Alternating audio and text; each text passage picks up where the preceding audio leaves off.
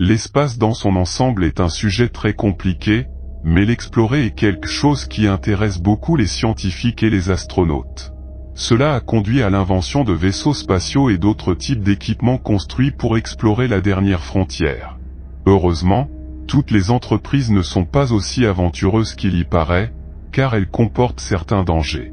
Certains systèmes se sont avérés être des catastrophes mortelles, et une catastrophe particulière qui ne sera jamais oubliée a coûté la vie à 3 astronautes masculins. Mais, que leur est-il arrivé? Lorsque vous découvrirez que le voyage dans l'espace est un travail compliqué, vous comprendrez pourquoi il nécessite des calculs minutieux et des décisions encore plus prudentes. Les situations deviennent difficiles, donc la déclaration de Richard Branson peut être bien acceptée. Branson a parlé de voyage dans l'espace en parlant de son projet Virgin Galactic, affirmant que l'espace est littéralement une science de fusée. Malheureusement, l'objectif de l'humanité d'explorer au-delà de notre planète a conduit à des catastrophes spatiales, dont l'une a été un accident mortel qui a frappé 3 astronautes. Ces astronautes sont Georgi Dobrovolski, Vladislav Volkov et Viktor Patsayev. L'équipage de remplacement malheureux de Soyouz 11, qui s'est écrasé en juin 1971. L'équipe a en fait battu un record en passant 3 semaines dans l'espace à mener des expériences, mais malheureusement, leur voyage de retour à la surface de la Terre s'est terminé en tragédie. Cette mission record avait parcouru toute l'Union soviétique et les astronautes étaient déjà célèbres pour leur exploit audacieux. C'est pourquoi certains membres de l'équipe de récupération étaient impatients d'accueillir les astronautes de retour. Mais lorsqu'ils sont arrivés à la capsule et qu'ils ont joué, le silence fut leur réponse. Les sauveteurs potentiels ont eu accès en ouvrant la trappe, révélant une horreur indescriptible. Les 3 astronautes ont été retrouvés morts dans leur siège, avec des taches bleues sur le visage et du sang suintant du nez et des oreilles. C'était le premier et le seul décès à s'être produit dans l'espace, mais ils avaient déjà voyagé dans l'espace. Dès le départ, Soyouz 11 était une mission problématique. Ces missions ont commencé après que Neil Armstrong ait fait ses premiers pas historiques sur la Lune. En conséquence, les Soviétiques ont nié leur propre plan d'alunissage et ont ensuite tourné leur attention vers une station spatiale en orbite autour de la Terre. Il s'est avéré être Salyut 1 et a été lancé en avril 1971. Cependant, son équipage principal a refusé de s'amarrer à cette station alors que la mission Soyouz 10 était en cours, ce qui signifiait qu'elle revenait au premier marcheur spatial du monde, Alexei Leonov, Piotr Kolodin et Valery Kubazov, réessayaient avec Soyouz 11. 3 jours avant le lancement, un examen de routine a été découvert et les médecins ont découvert un gonflement du poumon droit de Kubizov par crainte de tuberculose. L'ensemble de l'équipage a été remplacé par ses suppléants.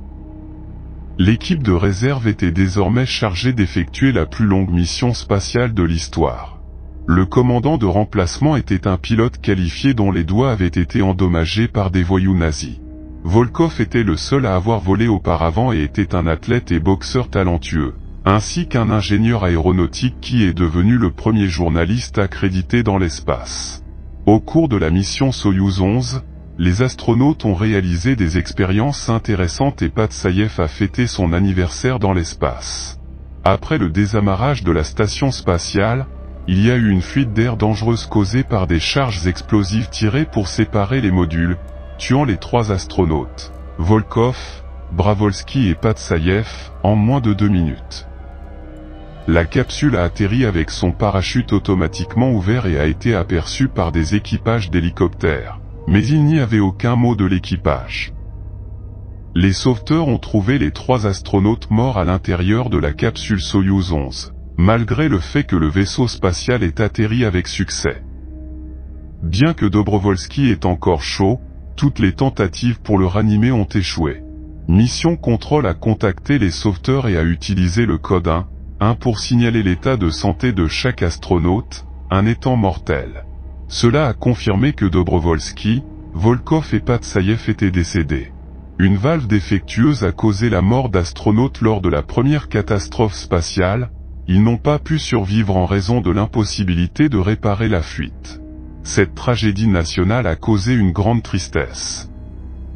Bien que les détails de l'autopsie soient classifiés, on sait que les astronautes ont souffert de douleurs intenses avant de mourir, mais sont restés conscients pendant environ 60 secondes.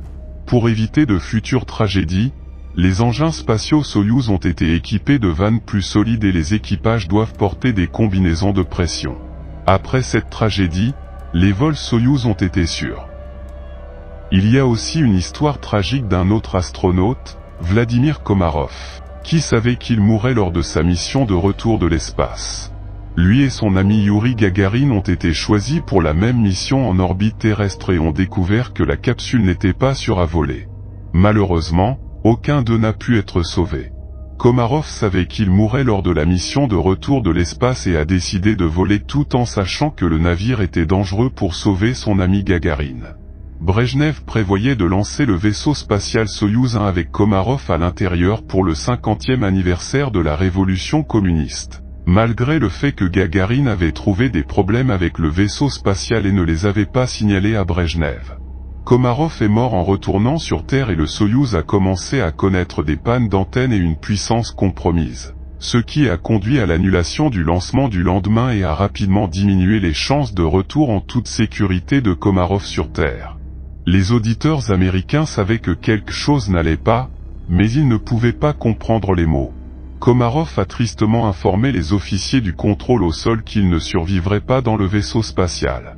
Les parachutes ne se sont pas ouverts et les cris de rage de Komarov ont été entendus lorsqu'il s'est écrasé. Il a été honoré par des funérailles nationales, mais seul un talon ébréché a été retrouvé.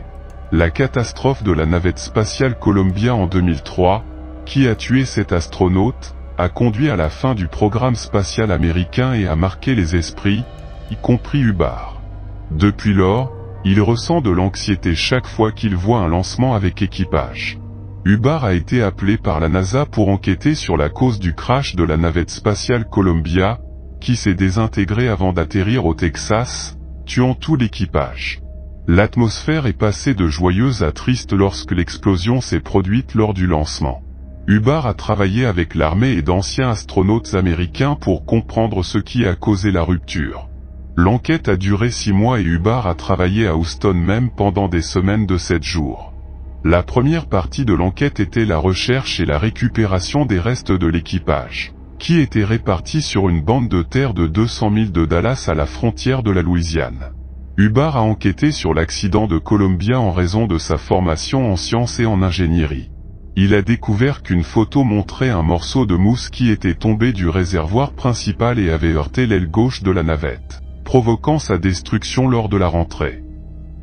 Hubbard a proposé un test pour recréer l'incident, qui a été diffusé en direct en juillet 2003, et le Columbia Accident Investigation Board a publié un rapport contenant 29 recommandations pour améliorer la sécurité des voyages dans l'espace. Toutes les recommandations ont été adoptées par la NASA et il n'y a plus eu de perte d'astronautes depuis lors. L'espace est plus disponible pour les entreprises privées, mais chaque lancement comporte des risques. Hubbard, président du panel de sécurité de SpaceX, affirme que les leçons de Columbia sont importantes. La NASA a perdu 15 astronautes à cause des vols spatiaux et l'exploration spatiale est difficile. L'expérience Columbia a changé les mentalités sur l'exploration spatiale, mais l'ambition d'aller plus loin reste une direction. L'alternative au risque est de ne pas y aller, mais notre curiosité continue de conduire l'exploration. Le meilleur moyen est d'assurer la sécurité pour éviter les victimes.